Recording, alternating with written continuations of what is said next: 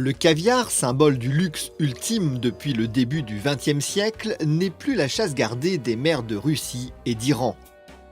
À la différence du pétrole, ce nouvel or noir est en passe de devenir un véritable atout pour la France. Une belle réussite qui couronne plus de 20 années de travail pour les 9 producteurs qui se sont lancés dans les années 90 dans l'aventure du caviar. Un marché en pleine expansion dont la France devrait représenter près de 25%.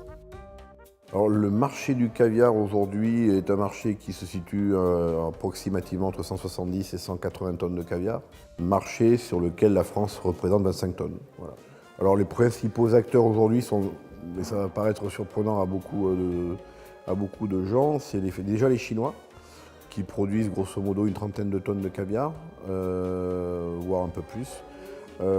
Suivi de l'Italie et enfin la France. Donc les trois premiers, c'est Chine, France, Italie pour les pays. Et quand on prend ensuite les acteurs, c'est-à-dire les sociétés, le premier producteur est une société chinoise, le deuxième producteur est une société italienne et le troisième producteur est une société française.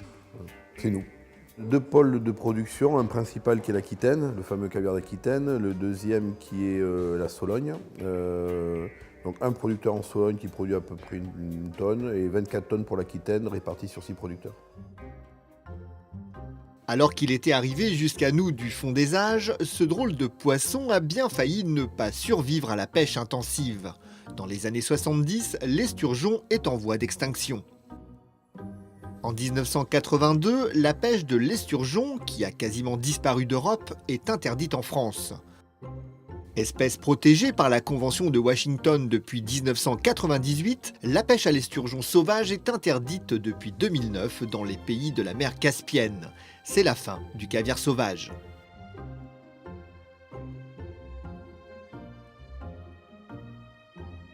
Le caviar issu d'aquaculture est une histoire qui a commencé dans les années 90.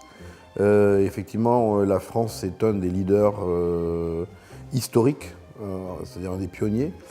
Le Sémagref, qui aujourd'hui s'appelle l'IRSTEA, avait décidé de repeupler le bassin de l'estuaire de la Gironde, qui était un bassin endémique d'un esturgeon qu'on appelle l'esturgeon atlantique, et ce, dans les années 90. Et autour de ce projet se sont greffés des amoureux du poisson, qui sont dans un premier temps partis sur l'idée de produire de la chair d'esturgeon. Rapidement, le modèle économique s'est avéré caduc. Et donc ils se sont dit, ou on meurt ou on produit du caviar. Et ils ont décidé de produire du caviar de l'aquaculture, ce qui était très osé à l'époque, puisque dans les années 90, fin 90, c'était le climax du caviar sauvage. Donc c'était un peu osé comme pari de se lancer là-dedans. Et 20 ans après, finalement, le pari n'était pas si osé, il était même visionnaire, puisqu'il n'y a plus de caviar sauvage. Mais les débuts sont difficiles, l'espèce endémique tolère mal l'élevage. En 1986, il faudra importer une variété sibérienne, la Sipenser baeri. Les progrès des techniques de pisciculture permettent à nos pionniers de tester leur production de caviar en 1993. Les premiers caviars d'Aquitaine s'attirent pourtant des reproches. Quand on commence quelque chose, on a besoin d'apprendre. Quand on fait les premiers pas, des fois on fait des faux pas et on tombe.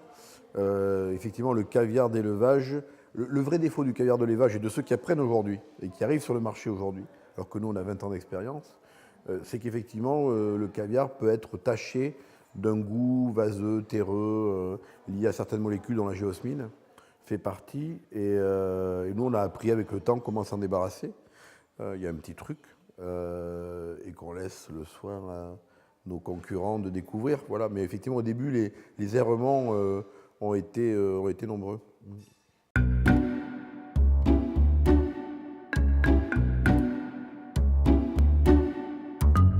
En 1995, la maison Sturgeon voit le jour. C'est le début de la grande aventure de Sturia, à qui l'on doit aujourd'hui plus de la moitié de la production nationale, avec 13 tonnes de caviar dans une industrie en pleine effervescence, où la recherche et le développement constituent un atout majeur. Nous, ce que l'on vise à obtenir, c'est une offre la plus... je compare toujours ça à une palette de couleurs qu'on offre à nos clients, que ce soit les grands chefs ou que ce soit les particuliers amoureux du produit. Et ces palettes vont être autant de couleurs, enfin ces couleurs, pardon, sur la palette vont être autant de couleurs qu'on peut utiliser pour dresser des tableaux que vont être les plats que l'on va servir à ses convives ou à ses clients. Et donc le but pour nous, c'est d'enrichir la palette, évidemment. La croissance de Sturia est aussi rapide que celle des esturgeons est lente. Comme dans le monde du vin, on travaille pour l'avenir et chaque maison conserve jalousement ses secrets de fabrication. Les premiers jours de la vie du poisson à l'affinage, chaque geste fait une différence. Dans le lieu où nous vous recevons aujourd'hui, on gère les deux mondes, le monde viticole et le monde aquacole de l'esturgeon, la pisciculture de l'esturgeon. Il faut 14 ans pour ça donne un petit peu une dimension du travail que l'on fait. C'est-à-dire qu'on va faire notre première récolte de beluga, si Dieu veut, pratiquement au moment de ma retraite. Voilà, donc ça donne un petit peu une idée de la dimension qu'on doit gérer dans un monde où tout va de plus en plus vite. Et effectivement, dans la vigne, il faut attendre la 5e feuille pour pouvoir commencer à avoir des vins intéressants. Et si on n'est pas plus patient, les vins seront d'autant plus intéressants à la 10e, 15e feuille. Et dans l'esturgeon, c'est 6-7 ans à minima. À part que nous, à chaque fois que l'on vendange, on tue l'animal, on arrache la vigne, ce qui rend encore le modèle économique encore plus compliqué.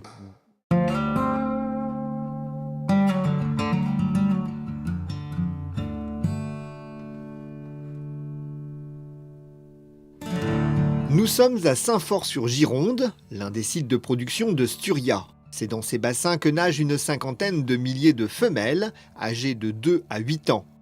Elles sont transférées ici aussitôt que l'on a pu déterminer leur sexe. Ce n'est qu'à l'âge de 7 ou 8 ans qu'elles seront prêtes pour leur première et ultime ponte. Alors c'est un site qui fait une vingtaine d'hectares en tout, sur lequel on a 6 étangs. Donc voilà, les étangs là sont vraiment des espaces d'élevage extensif sur lesquels on essaye de donner les conditions d'élevage optimales pour les poissons.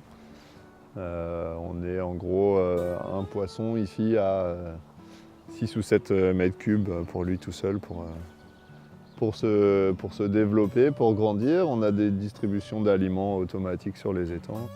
Ce poisson, à la mine pas franchement avenante, est une relique génétique. On est loin encore d'avoir levé le voile sur tous ses secrets. Ça fait une vingtaine d'années maintenant qu'il y a des élevages d'esturgeons en France et puis dans le monde. Donc on a quand même un certain nombre d'années d'expérience. Maintenant, il y a toujours des choses à apprendre, que ce soit sur la partie reproduction, sur la production du caviar, sur la maturation des œufs, enfin la production des œufs, la maturation, la fabrication. En fait, il y a énormément de sujets, des sujets de recherche. Chaque poisson de l'espèce Baéry représente un investissement de 7 années. Et que dire des belugas qui se feront attendre parfois jusqu'à 16 ans. Pour s'assurer que les grains sont de la taille escomptée, les éleveurs ont recours à l'échographie. Aujourd'hui, on arrive à faire le sexage par échographie. Donc on prend les poissons un par un et puis on regarde à l'intérieur si c'est des mâles ou des femelles. Et là, il y a un des sujets sur lesquels on travaille qui est effectivement d'essayer de faire la différence le plus tôt possible, quoi, sur les alevins si possible. Sachant que extérieurement, en fait, il n'y a aucun signe de différence entre les mâles et les femelles. Donc il faut regarder à l'intérieur ou il faut regarder au niveau des gènes ce qui se passe. Après un passage en eau claire, pour dissiper toute trace de vase, les poissons sont acheminés vivants à l'usine où ils vont être sacrifiés. La production bat son plein de septembre à octobre, ce sont alors 100 poissons qui arrivent tous les jours. La poche contenant les œufs, la gonade, représente 10% du poids du poisson, soit près de 800 grammes. Si la couleur et la taille de l'œuf font sa rareté et son prix, à qualité égale, c'est le travail du grain et son affinage qui vont faire la différence. Chaque gonade est numérotée, les œufs sont mesurés, goûtés et leur couleur est évaluée. Les très gros œufs, qui font plus de 2 mm 9, sont les plus rares et ne représentent que 3% des pontes, tout comme les œufs très clairs recherchés par les grands chefs. La fermeté des grains est un prérequis, la sélection est une étape clé. L'analyse sensorielle descriptive quantitative qu'on utilise est une innovation majeure et qui nous permet effectivement d'être très pointu sur les sélections et donc du coup d'être capable de valoriser ce que la mère nature nous donne. Les œufs sont ensuite tamisés pour éliminer la membrane, puis rincés pour évacuer les dernières impuretés et égoutter. Dans un petit saladier, c'est la valeur d'une voiture que l'on manipule. Le salage est la dernière étape avant la mise en pot de 1 kg qui marque le début de l'affinage. On pourra le consommer pendant 1 mois, pendant cette période où, comme un vin, on l'appelle primeur.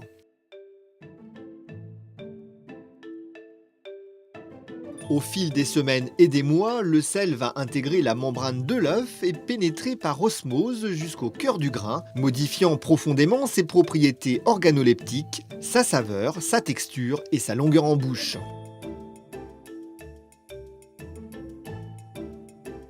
Les recettes et les spécialités se multiplient et le petit œuf semble à l'aise là où on ne l'attend pas.